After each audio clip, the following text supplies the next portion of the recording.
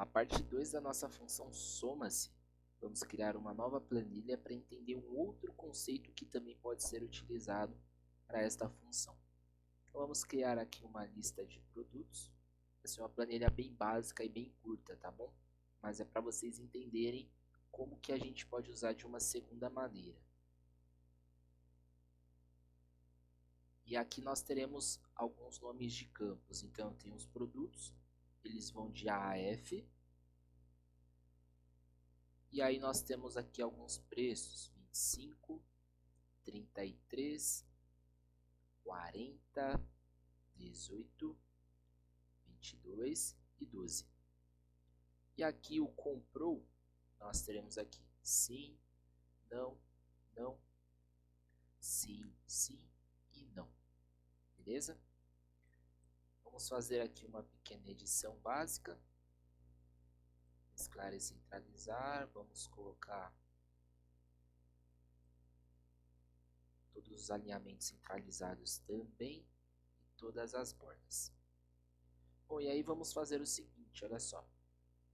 Vamos escrever aqui uma soma. E isso daqui ele vai funcionar de que maneira? Nós vimos na aula anterior que quando fazemos a função soma, se existem 3 parâmetros que devemos passar se necessário. E aí eu comentei que assim que nós fazemos a seleção das informações devidas e acrescentamos regras, basicamente nós já conseguimos fazer a utilização da função. Mas e se eu tiver uma outra necessidade? Bom, aí entra o quesito do terceiro critério. Bom, o que isso quer dizer? Vamos lá por partes. Então, se eu digitar aqui, ó, soma-se, ele tem um intervalo, tem os critérios e tem um intervalo a ser somado, beleza? O intervalo, como nós já vimos, ele seria simplesmente os valores em que nós selecionaríamos para fazer a regra, tá bom? E o intervalo soma, ele seria o valor a ser somado. Como assim? Para que vocês entendam. Na aula anterior, o nosso intervalo ele simplesmente foi uma coluna numérica. Nesse caso, vamos fazer o seguinte, vamos utilizar a coluna de pergunta, né, para saber se ele já comprou ou não, e a nossa regra vai ser igual assim. Então, para que vocês entendam, igual assim.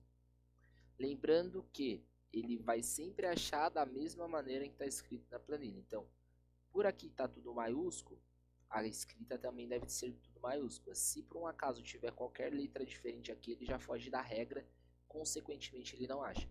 Então, o critério ele tem que ser exatamente igual para que funcione, tá bom?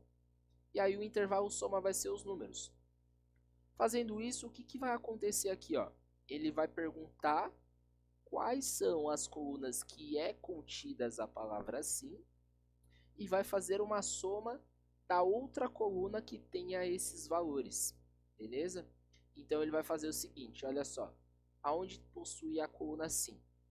Nós temos na linha número 5, cujo valor é 25, na linha número 8 e número 9, cujos valores são 18 e 22.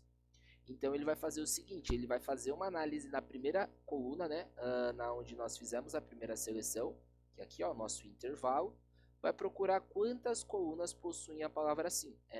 Quantas linhas possuem a palavra sim. Bom, ele vai encontrar 3 linhas. Assim que ele fazer o encontro dessas 3 linhas, ele vai verificar quais são os valores pertencentes a essas mesmas linhas cuja a palavra sim. Então ele vai fazer uma somatória de 25 mais 18 mais 22. E aí automaticamente nós temos 65.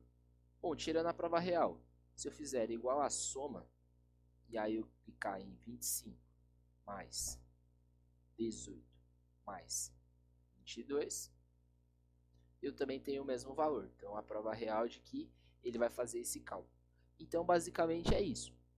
Se eu quisesse encontrar quantos valores contém ali a palavra não, a mesma coisa. Então igual a soma-se, faço a seleção das palavras em que eu quero fazer uma avaliação.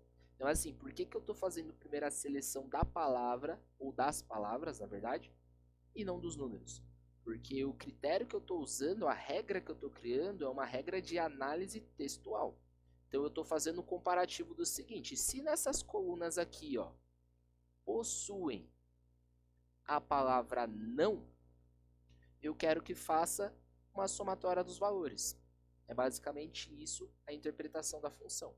Então, se a seleção ela fosse primeiramente em relação aos números, obviamente não teria ali a necessidade de escrita, mas para vocês entenderem que também é possível utilizar os três critérios que a função demonstra.